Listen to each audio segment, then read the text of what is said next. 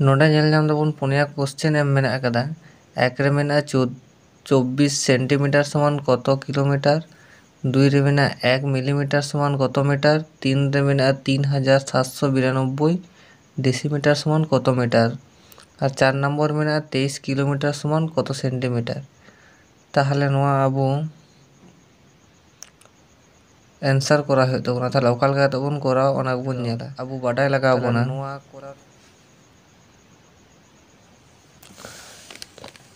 आबो बाडाय लगाव बना ओना फॉर्मेट ची एम मेना नोडे किलोमीटर, इना तायम hectometre, decametre, metre, decimetre, centimetre और मिलीमीटर। नोआ दो कना मिलीमीटर ओना। ताहले आबो नोडे बन नेला क्वेश्चन ची एम मेना। ताहले एम मेना 24 सेंटीमीटर। ताहले कार एम मेना नोंडे एम मेना नोंडे। ताहले 24 सेंटीमीटर एम मेना काठे चलाव लई कदा किलोमीटर। ताहले हिजु हुई तबन आबो नोंडे। ताहले ना करा करते गेले जहाँ ठे मेन तहेना ओना जायगा रे ओना बदलते इन बैसावा एक इन बैसावा। एक पर नेले तिने ओड़ा हे होई केना ते मिटटांग ओड़ा, बारिया ओड़ा, पिया, पुनिया, मोड़े गोटे। ओना होते ओना तायम रे मोड़े गोटे शून्य बैसा। बारिया, पिया, पुनिया, मोड़े गोटे। ताहले नोआ बैसा के इना तायम चिन चिकाया। ताहले जहाँ 24 एम मेना ओना चिकाया आर मिटे कथा नोते खय नोते हिजु करते गेले भाग हुआ और नोते खय नोते सेन लेन खाय दो गुण हुआ। ताहले आबो दो कासे बन हिजु काना सेंटीमीटर खय किलोमीटर तो बन हिजु काना। ताहले जोजन ती खय लेंगा ते बन हिजु काना। ताहले चिका हुआ भाग हुआ। तिने दा भाग हुआ जेहेतु सेंटीमीटर रे एम थे काना ताहले सेंटीमीटर जायगा रे 1 और जहाँ तिने ओड़ा हिजुआ 1 2 3 4 5। ताहले ओना तायम रे 5 टी शून्य। ताहले नोआ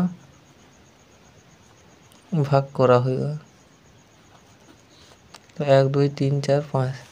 ताहले नोआ करा लगी चिका हुआ दशमिक शून्य बैसाव केदा आरो चला आरो मिटे शून्य पर होते 1 2 3 4 5 6। ताहले 6 टी ओंडे बांग साहब करा ठीक गया बांग चला कांते आरो मिटे शून्य बैसाव शून्य। इना तायम नोका काते 6 टी हुआ 1 2 3 4 5। ताहले आर मिटे शून्य बैसा। ताहले शून्य बैसाव केदिया ओंडे निते दो भाग आबोन। ताहले 1 2 3 4 5 6 1 2 3 4 5 6। ताहले बोते बन खावा 2 पुन खावा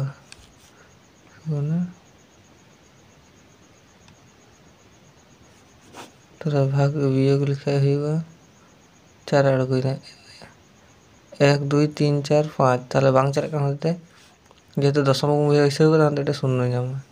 ताहले 4।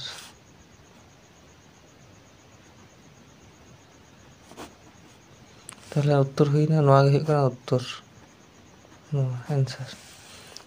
ताहले आर मिटे बन करा नई दो उइडा करा कते बन नेले ची एम मेना कदा 23 किलोमीटर। ताहले 23 किलोमीटर 23 इन ऑल की 23 किलोमीटर काटे चला हुआ सेंटीमीटर माने हुई काना नोंडे 23 किलोमीटर खय चला हुआ नोंडे। ताहले जेहेतु किलोमीटर में ताहले किलोमीटर जायगा रे 1 इना तायम चिका हुआ तीन ओड़ा चला हुआ मिटे ओड़ा, बारिया ओड़ा, पिया, पुनिया, मोड़े गोटे। ताहले मोड़े गोटे शून्य। ताहले सेन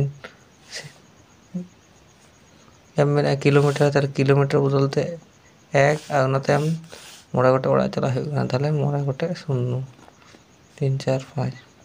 ताहले चिका हुआ कासे को चला हुआ नोते खय नोआ सा चला हुआ। ताहले गुण करा हुआ तीन गुण हुआ नोडे देन एम 23। ताहले 23 इन गुण ताहले नोआ ते सहज पद्धति हुई काना ची नई ते नई गुण हुआ 23 1 के 23। इना तायम ते शून्य हुना 1 2 3 4 5 5 टी शून्य 3 4 5 नोआ गे हुई काना आंसर बुझ के ना।